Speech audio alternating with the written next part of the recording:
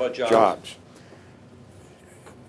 I would say that, I don't want to brag, but honestly, the American people should probably breathe easier today, tonight, this month, and the year ahead.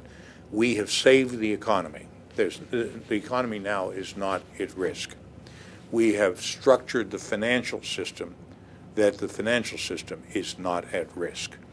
Unfortunately, in the process of having those two things fail as suddenly as they did, we lost 7 million jobs, too many of them in manufacturing and hard jobs to replicate or reproduce. We saw some good news last month, the end of last month. We created 162,000 jobs. I haven't any doubt that this next month, probably close to double that will occur. But we will not nearly be back to the same level of employment or unemployment as we were prior to the crash. I think what will happen, and everything I'm reading now, is I think the American people are really going to respond to direction. And in polling, if you're reading a lot of the polling, and I'm reading my polling, the American people now realize we're headed in the right direction for the first time in 2 years. And if that's the case, I think it will stimulate the creation of jobs. We need, for a lot of jobs, we need the real estate industry to come back. We're working on that. There are other special items. We've got a few jobs bills we're putting together. I have a piece of legislation that I think will become law in the next month, and that is with the credit unions. We're going to allow the credit unions to make more business loans. They're going to be able to infuse about $10 billion into the economic system in the next year and create about 108,000 jobs by doing that. And it's not going to cost the American taxpayer a cent. It's all going to be done by private money through the credit union movement. And we have great examples right here locally. You can talk to two of the car dealers. They would not be in existence today. They would have lost, I think, 70 jobs and 40 jobs, 110 jobs, if the credit union movement hadn't moved in to finance their need for money. They did it. They're in business, and they're doing very well, and we've saved 110 jobs. We have to do that in many more areas around society. Now, recently, we've lost some jobs. Certainty is closed. But the reality, Certainty was moving that way for the last 5-7 years. Be honest, the process and the plant is almost obsolete. It was built in 40 years ago, 50 years ago. And there's overabundance of that material for the present market as it exists. As soon as the housing industry comes back, we'll have a greater demand, which will stimulate a lot of those jobs. Will it be hunky-dory and will be as good as it was? Not for a while, not for a long while. Will it be, there are alternatives to it. We have those that want to repeal and replace. We want those that want to take government out of the recovery program. And if they win the election and they institute those policies, being honest with you, what little I know of economics and the application of the economic theory to reality will be nothing different than happened when Mr. Bush decided to cut revenues and run up the debt. If we take those types of actions, I think it will be horrendous for the average middle-class population. Yes. Did you want to mention the job retraining grant that Johnson College will be utilizing for the Marcellus Shale? Well, those are little things. I don't know if you're interested in it. We're doing a lot of little things, particularly around here. And it's funny, we need some sort of a clearinghouse operation almost. I had a wife come up to me the other day whose husband was at Certainty and lost his job, and she said, he doesn't know what to do. He's been there 32 years. Where's he getting a new job? So I said, well, what does he do? She said, he's almost done everything in the plant.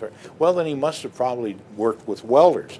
There's a need for welders in the gas field, huge, and it's a great income. So I said, well, Johnson College has a special scholarship to educate 150 welders.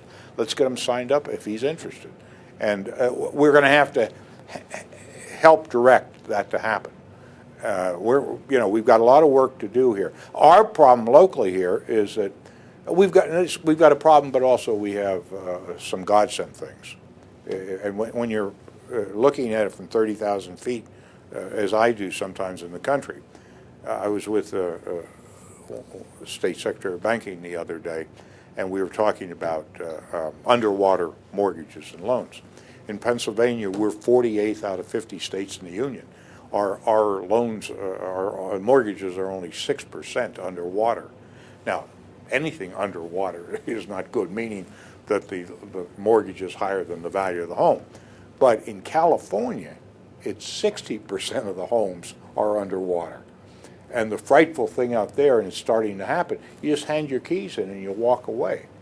And now that home is abandoned, it's less than the mortgage was on it, and there's no market to take it up, and there's no financing available to buy it. So we're not nearly in that place. We're much better and much stronger. But the most important thing is to keep our eye on the ball. You can't buy a home, you can't educate kids, you can't have medical care, you can't do all these things or buy automobiles if you don't have a job. So we have to make a very concerted, concentrated effort. It shouldn't be political. If I had anything to say, it was politics is important to our system, and it's good, and we should try and argue politics and discuss politics on the level of theory, in terms of what principles apply and what theories apply. But we shouldn't try and poison the system. I listened to one of the speakers on CNBC. It's one of my favorite programs. I don't know why, but it's one of my favorite programs. But I listened to him this morning. He said, the Republicans have to be careful, and I agree. They're trying to talk up the Depression or the recession. Well, it's over. The recession, honestly, is over. I'm not saying it because I'd like it to be that way. It's over. Now the thing is, rather than delaying that realization, we should utilize that realization to help get better recovery, faster recovery. If the people don't know that it's over, they're not going to shop with as much ease. As a result, you won't have as much manufacturing, you won't have as many sales. We can delay this thing, and we can make it punishing. Or we can give it a surge that it will really go. And when we sit around this table a year from now, we could be back to 7% unemployment by that time. No question. We have a dynamic economic system. It now is working. We've escaped the disaster of depression.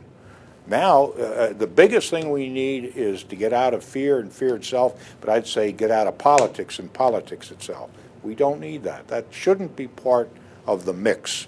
The mix should be, you're going to be a hell of a lot better off if you can hire everybody and they buy your newspapers, you get good advertisements and they sell those. Everybody's going to be healthy. It doesn't matter what political side you're on. The professionals are interested in it. Those of us in a limited number in Washington, oh yeah, we want to be in the majority or we want to be in the minority. But that's nonsense. That's not the country. The country wants us to provide an attractive system so they can work, bring their families up, take care of their families, have a good quality of life. They really don't care about the other thing. And to tell you the truth, keep us out of the extremes, whether it's right or left. Let's stay in the middle.